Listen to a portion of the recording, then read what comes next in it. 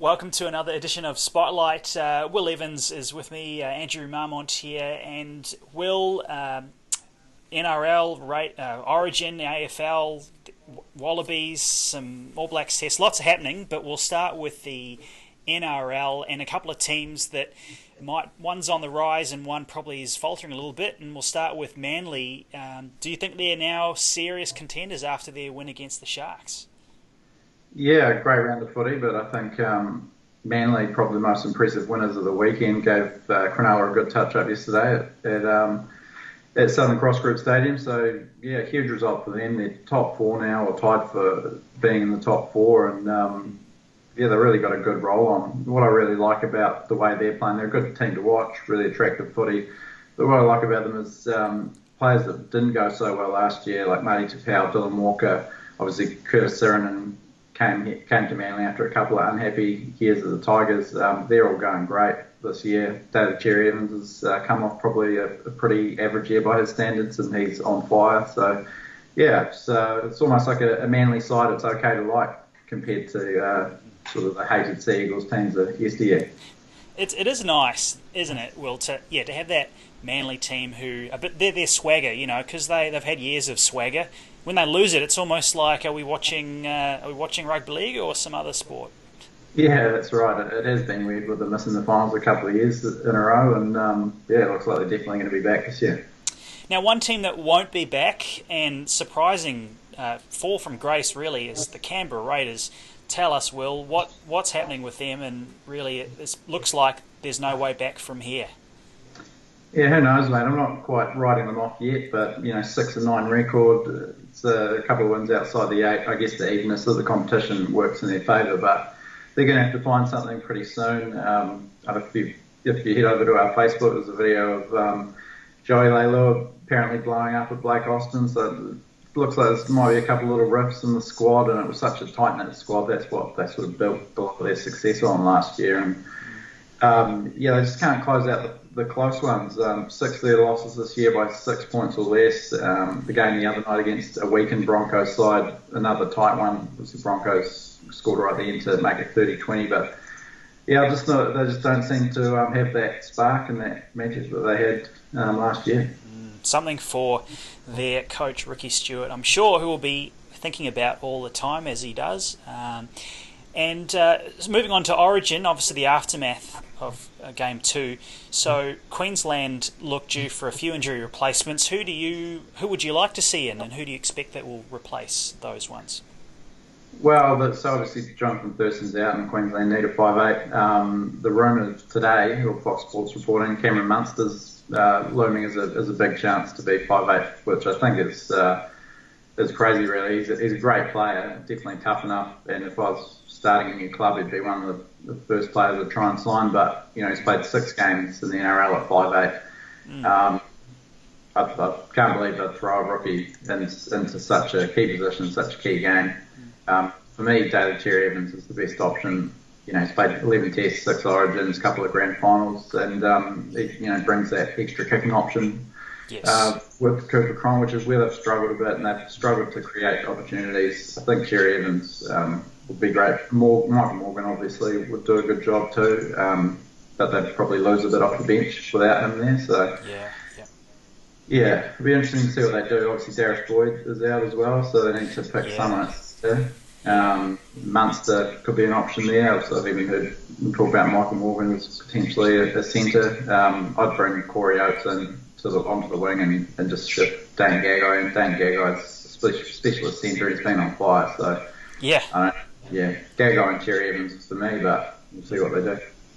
Yeah, interesting. We were talking about Cherry Evans before, Will, and he's now really, his forward is on an upward slope. So you'd think that surely someone like him, crunch game, he'll come into it. But on the other side of that equation is New South Wales. Do they need to make any changes? It's not like they got walloped. It was only a 2-point loss in the end.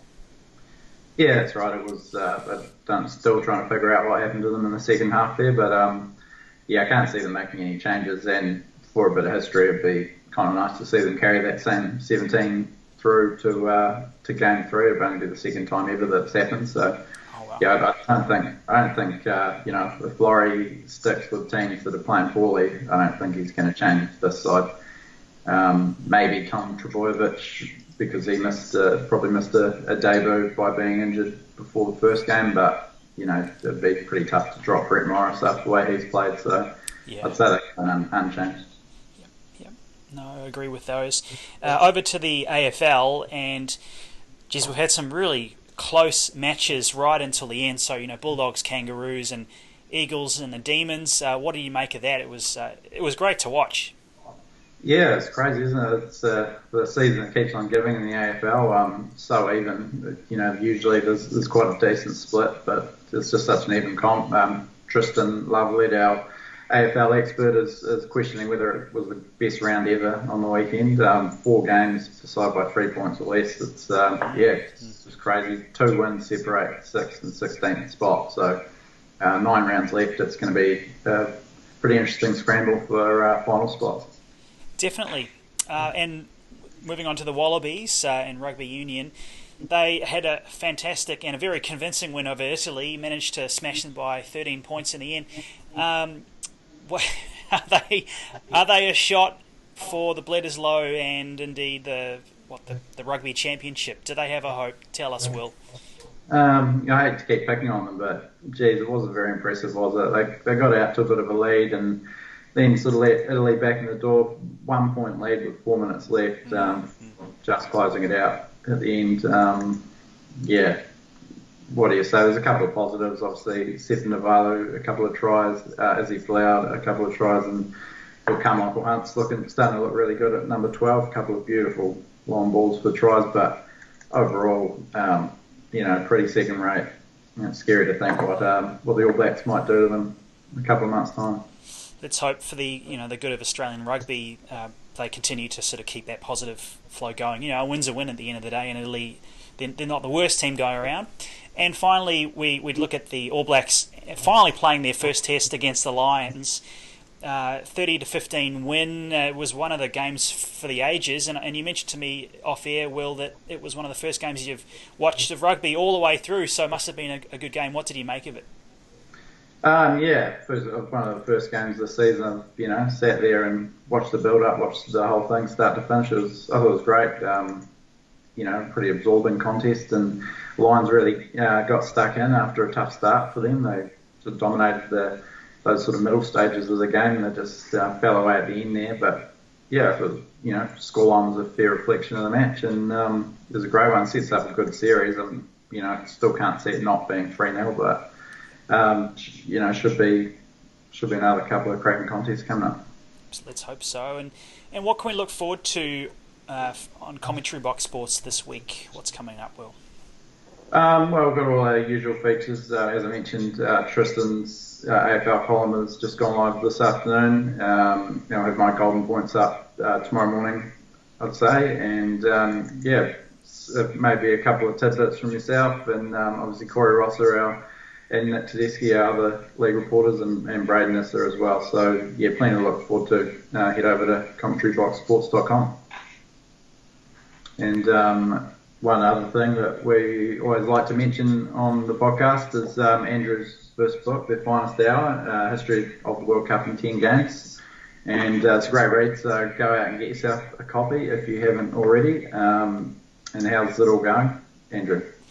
It's great, thanks, Will. Yeah, it's been really good. I managed to get through to about 3 or 4 or 5 stores in Sydney and sign some books up there, and made my way around in Melbourne as well. So, been doing a couple of interviews here and there. So it's been really fun. It's been good. So thanks for the plug, Will, and thanks again for watching, everyone. Another edition of Spotlight. It's Commentary Box Sports for another week.